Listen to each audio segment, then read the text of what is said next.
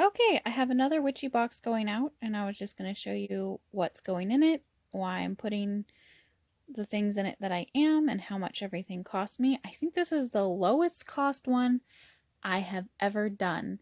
This was a normal 1 month 10 item box. They cost $25.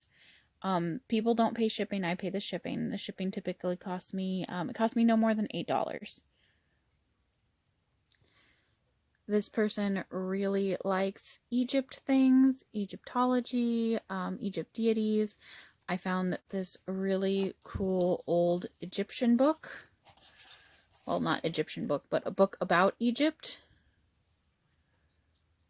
And I got this actually out of a free box at a garage sale. So this book, which is like the centerpiece, I try to have a centerpiece item, which is usually like a piece of clothing or a goblet or a mug or a teacup or just something that kind of sets the tone and is just like a nice thing to have. A book. So yeah, this is going to be my centerpiece item.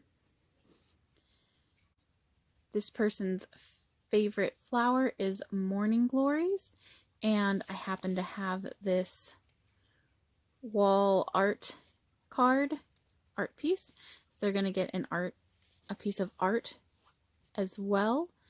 And I got a whole box of these, one with every letter of the alphabet for $3, so it equals around 15 cents for this.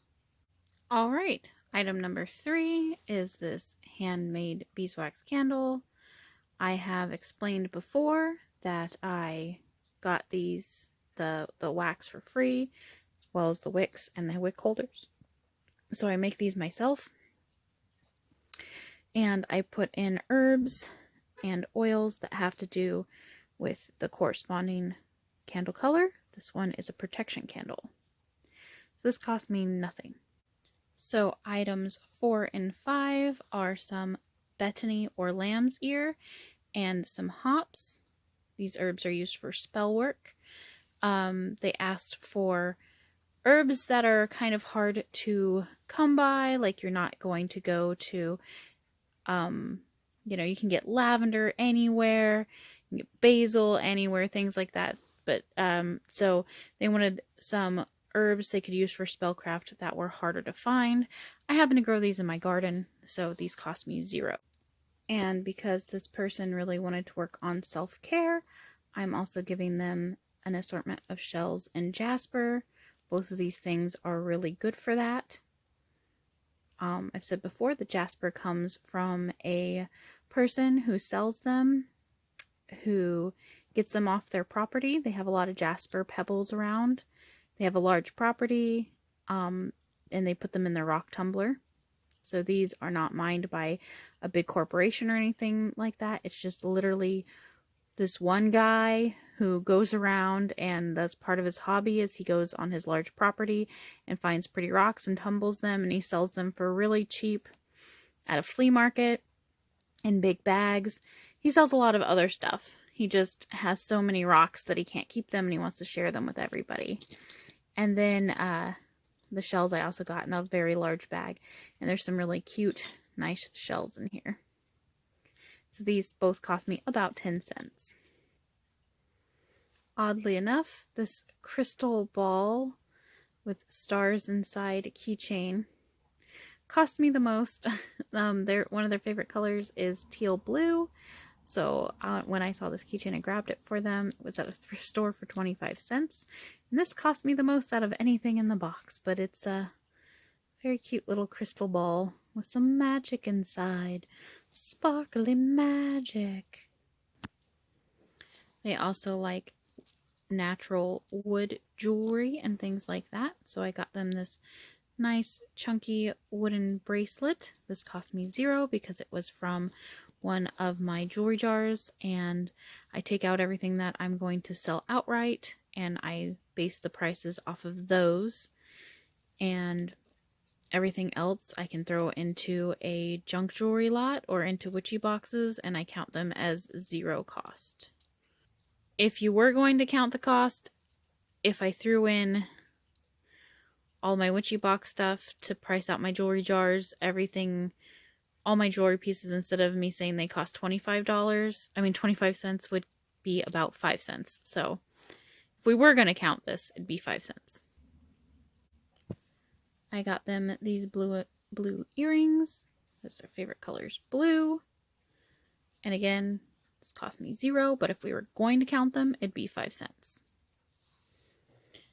And this adorable little sticker I actually got for free from, I had bought a sticker for my laptop, and they just included this one as an extra. This is, I can't remember exactly what it's called, but it's a Japanese cat spirit. It's like a messenger of death type of a thing, and this person really likes those kinds of things and likes cats, so this is a good one. And I'm just throwing this in as a bonus item. I'm not like counting this as one of the 10 items. I also find a lot of tarot cards and oracle card packs that are for sale for about $2 to $3 at the thrift stores because they're missing cards. And what I do is I just blindly grab from them. I mix them all up, blindly grab from them, and send it as another little bonus of like a little tarot reading. This one is from the Norse tarot deck, and this is the 5 of Swords, I believe. Yeah, 5 of Swords.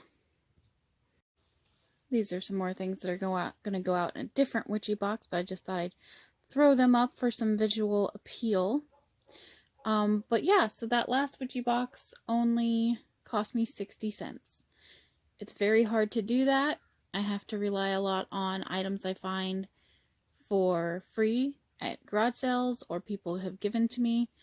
Or some of my thrift stores around here are just really good. For example, this right here, which is a candle holder. Put your candle here, and this attaches to your wall. This cost only $2.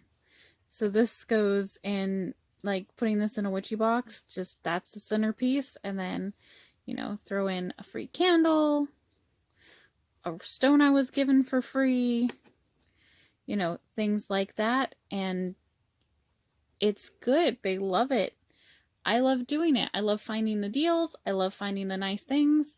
I can't keep everything I find. Like, I would buy this for me, but I don't have room on my walls. My house is already covered in things I've thrifted. You know, occasionally I find something that I switch out and I get rid of whatever I had before. But that is all for this one. I'm not going to show you every single Witchy Box I make, but I thought I'd just give you guys kind of an idea of what does go in them.